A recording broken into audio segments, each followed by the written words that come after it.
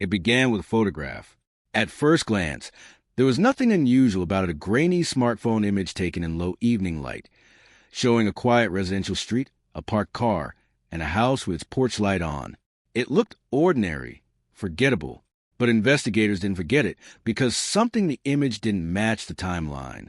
The timestamp placed it at 8:42 p.m., a precise, verified digital record. By that time, the crime had already occurred, and one detail in that photo should not have been there at all. What did the photograph capture that no one was supposed to see? The case began in late October in a quiet neighborhood. The victim, 34-year-old Adiz Alconquo, lived alone and followed a strict routine. On October 17th, that routine broke. Around 7:15 p.m., a neighbor heard a loud noise but dismissed it. At 8:10 p.m., another neighbor noticed her front door slightly open. Police were called at 8:26 p.m. and arrived at 8:34 p.m. inside. They found signs of a struggle and the victim in the living room. Forensics placed the time of the crime between 7 o'clock and 7:30 p.m. There was no forced entry and no immediate suspect. The photograph surfaced from a delivery rider who had passed through the street and taken a quick photo for directions. It captured the victim's house in the background at 8:42 p.m. At first, it seemed irrelevant. Then investigators noticed something subtle but critical. The front door in the image was open wide.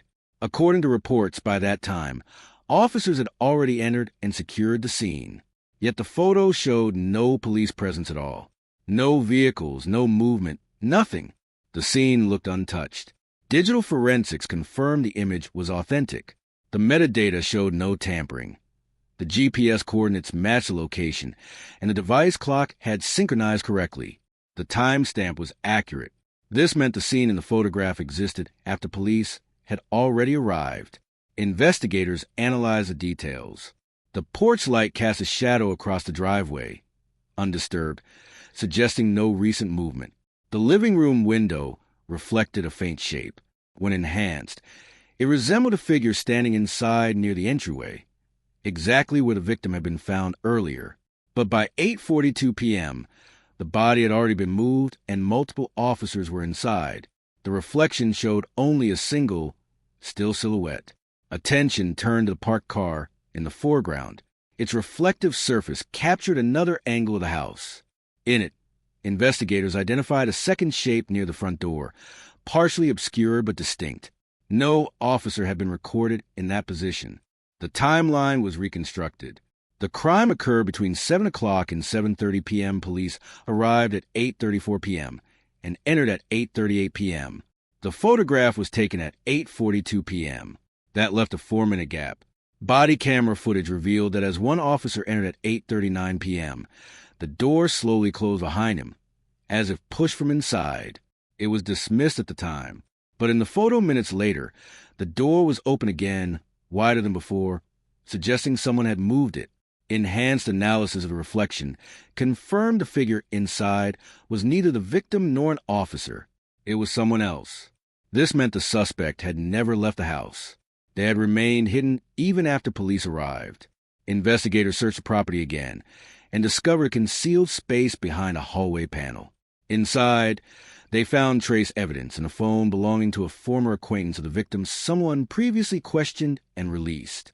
The position of the reflected figure aligned with that hidden area, suggesting the suspect had been partially visible through reflections. The photograph had captured them indirectly. Not clearly, but enough. It placed them inside the house at 8:42 p.m., after police had already entered. The suspect had hidden, waited, then moved, opening the door before escaping unnoticed. Confronted with the evidence, the suspect initially denied everything, but the metadata, reflections, and physical traces closed in.